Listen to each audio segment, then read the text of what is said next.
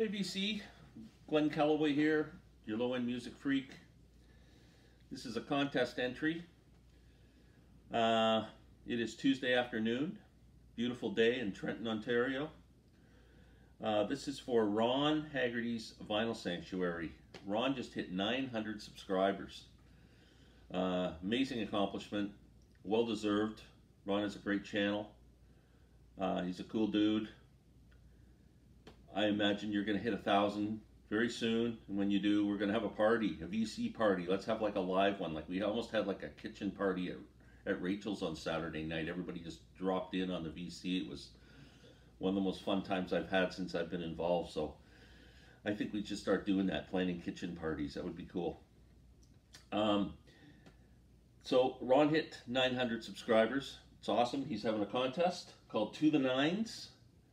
So all the questions, there's 9 questions, so 9, there's the 9s, and every question kind of has the number 9 in it, like, you know, the month of September, the year ending with a 9, you get the whole pattern.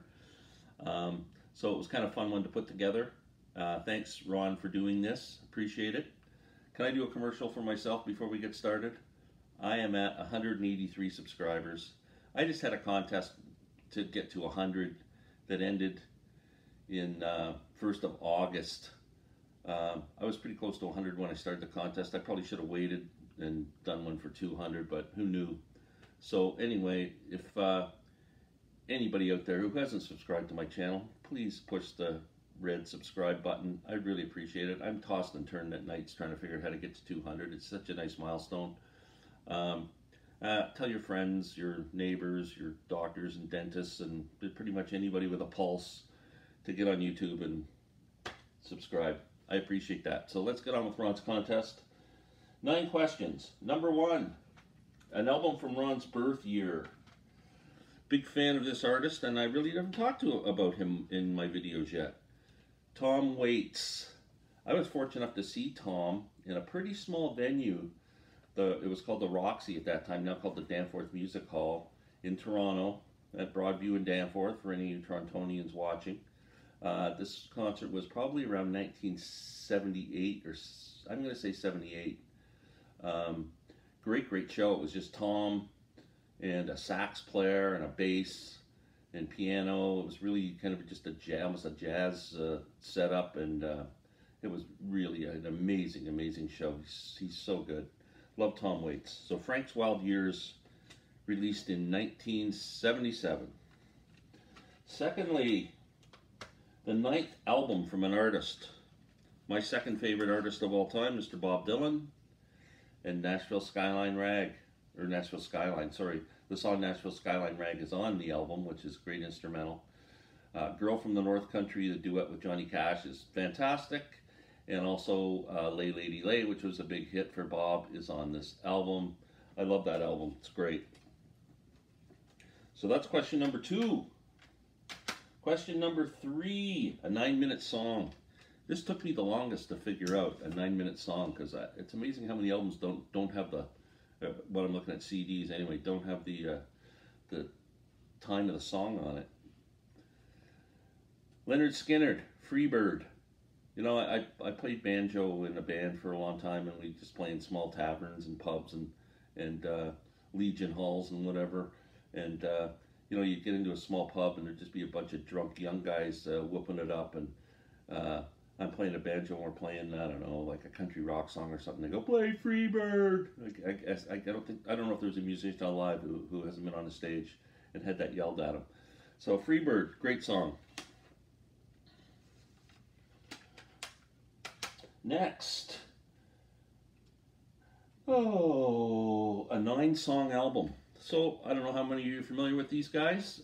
This is their first album, the offspring of Greg Allman and Dickie Betts, the Allman Betts Band, with Devin Allman and I think it's Dickie Betts Jr. But anyway, this is a pretty cool album. It's more countryish than the Allman Brothers, but it's definitely got an Allman Brothers feel to it.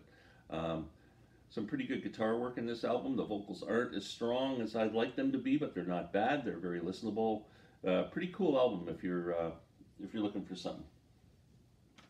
Okay, year ending in 9. Well, you know I'm a Beatles freak, so I have to sneak them in there somewhere. Abbey Road, September 26th, 1969. One of the greatest albums of all time. Second side of this album probably is the greatest side of music of all time. So, next, an album released in September. We're going back to Mr. Dylan. Released September 18th, 1989. September 18th is the anniversary of Jimi Hendrix's passing in 1970. Oh Mercy, the album produced by Daniel Lanois. I love this album. It's one of Bob's strongest albums, I think. Especially love Everything Is Broken and Ring Them Bells. Just great songs. What Good Am I?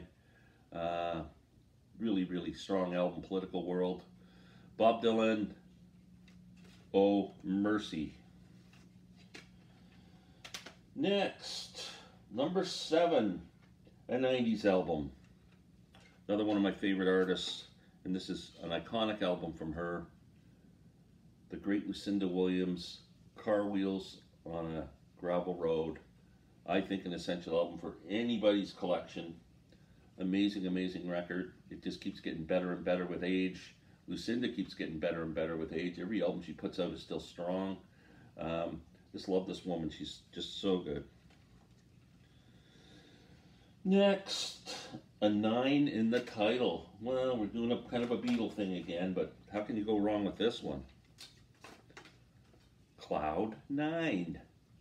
George Harrison. And if you're looking for a song, it's Cloud 9 is on the album too. So there we go. Number 9 in the title. Finally, Positive Vibes. Stories about the VC. It has been nothing but positive vibes since I did my first video, I'm going to say in March or April, I can't remember now, but sometime in the spring, I did my first video. Scared to death, totally intimidated. Did a lot of the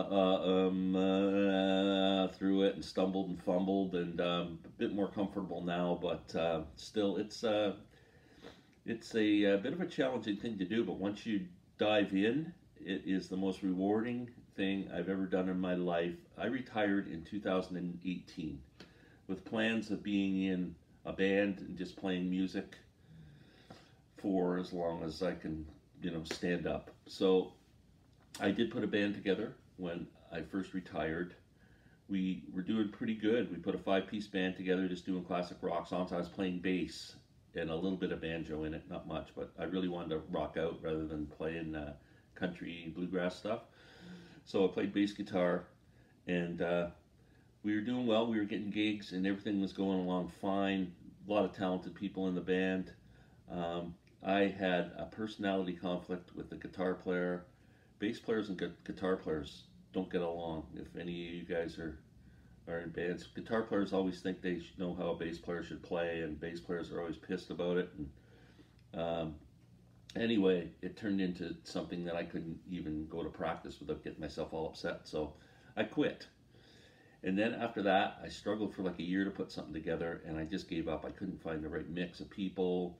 It's really a tough thing to do, to find 4 or 5 people who really all pull together and all have the same likes and the same desires and the same work ethics, and everybody has personal things they have to look after and stuff. It's just really a hard thing to do. Anyway, so I just decided I was just going to sit home and play, and just entertain myself, play along with records and stuff like that. And then I told the story before. My cousin, just a short and sweet, my nephew Jack got me into watching YouTube videos. So from there, I just said, geez, I gotta try this, and did. Fell in love with it. I've met so many wonderful people.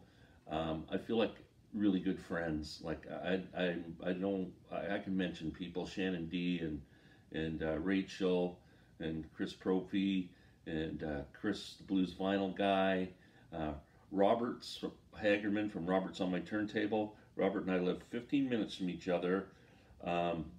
We have made a date. We've talked on the phone, messaged back and forth. We've made a date for this Thursday to go record shopping together. We're going to meet for the first time. That's pretty positive. So Robert, I am so looking forward to this. I couldn't be more excited. I'm taking Robert to a record store in Cobourg, Ontario, which is about a half-hour drive from us, called Zap Records. It's my favorite record store, indie record store. The owner, Tim, is a great guy, and I'm really excited to take Robert in there, and we're going to have a frickin' great time. So that's kind of I'm going to end there, because that can't get more positive than that, making a new good friend. Um, anyway, love you all. I can't tell you how much I appreciate anybody who subscribes and watches my nonsense. Thank you so much. Good luck, Ron. You're gonna hit 1,000. Don't even worry about partying for 900. We're gonna party for 1,000. Take care, everybody.